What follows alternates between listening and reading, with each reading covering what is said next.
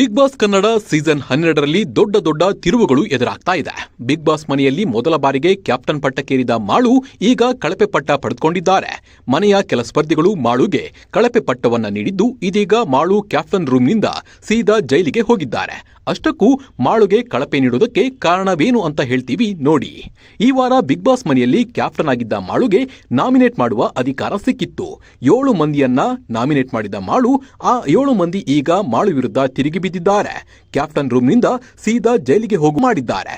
Risha Gowda, cockroach ಸುದಿ, Ashwini Gowda, Janhvi ಮುಂತಾದವರು ಮಾಳು ನಿಪ್ನಾಳ್ ಅವರನ್ನ ಕಳಪೆ ಪಟ್ಟ ನೀಡಿ ಜೈಲಿಗೆ ಕಳಿಸಿದ್ದಾರೆ. ಕ್ಯಾಪ್ಟನ್ ಆಗಿದ್ದವರಿಗೆ ತಲೆಯಲ್ಲಿ ಬುದ್ಧಿ ಇರಬೇಕು. ಅಡಿಗೆ ಮಾಡಬೇಕೆಂದ್ರೆ ಅವರ ಕಡೆಗೆ ಕ್ಯಾಮರಾ ಟರ್ನ್ ಆಗಬೇಕು, ಬ್ಯಾಟರಿ ಹಾಕಿಕೊಳ್ಳಬೇಕು ಎಂದ್ರೆ ಅವರ ಕಡೆ ಕ್ಯಾಮರಾ ಟರ್ನ್ ಆಗಬೇಕು ಎಂದು ಕಾರಣ ನೀಡಿದ್ರಿ ನೋಡಿ. ಆಗ ನನಗೆ ತುಂಬಾ ಹರ್ಟ್ ಆಯ್ತಂತ ಜಾನ್ವಿ ತಿರುಗೇಟನ್ನ ಕೊಟ್ಟಿದ್ದಾರೆ.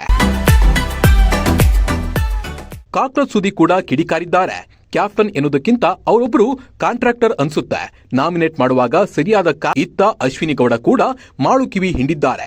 6 ಕಾರಣಗಳಲ್ಲಿ ನೀವು ಕೊಟ್ಟಂತ ಒಂದು ಕಾರಣವೂ ಕೂಡ ನನಗೆ ಸರಿ ಅನಿಸಿಲ್ಲ, ಅಧಿಕಾರವನ್ನ ದುರುಪಯೋಗ ಮಾಡಿಕೊಂಡ್ರಿ ಅಂತ ಅನಿಸ್ತು ಅಂತ ಹೇಳಿ ಪಂಚನ್ನ ಕೊಟ್ಟಿದ್ದಾರೆ. ಇದೆಲ್ಲದರ ಮಧ್ಯೆ ಮಾಳು ನಿಪ್ನಾಳ್ ಕ್ಯಾಪ್ಟನ್ ಪಟ್ಟ ಪಡೆದು ಈ ಬಾರಿ ಮನೆಯೊಳಗೆ ಹಲವು ಬದಲಾವಣೆಗಳನ್ನ ಮಾಡೋದಕ್ಕೆ ಮುಂದಾಗಿದ್ರು. ಎಲ್ಲರಿಂದ ಕೆಲಸ ಮಾಡಿಸುವುದಕ್ಕೆ ಪ್ರಯತ್ನ. ಈ ಮಧ್ಯೆ ನಾಮಿನೇಟ್ ಅಧಿಕಾರ ಸಿಕ್ಕಿದ್ರಿಂದ ಸರಿಯಾದ ಕಾರಣಗಳನ್ನ ನೀಡದೆ ನಾಮಿನೇಟ್ ಮಾಡಿದ್ರು ಎಂಬ ಆರೋಪವನ್ನ ಆರಂಭದಿಂದಲೂ ಮಾಳು ಮೇಲೆ ಕೇಳಿ ಬರ್ತಾ ಇತ್ತು.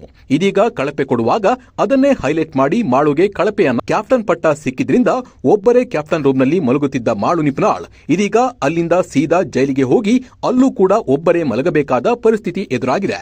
ಮುಂದೇನಾಗುತ್ತೆ ಅನ್ನೋದನ್ನ ಕಾದು ನೋಡಬೇಕಾಗಿದೆ.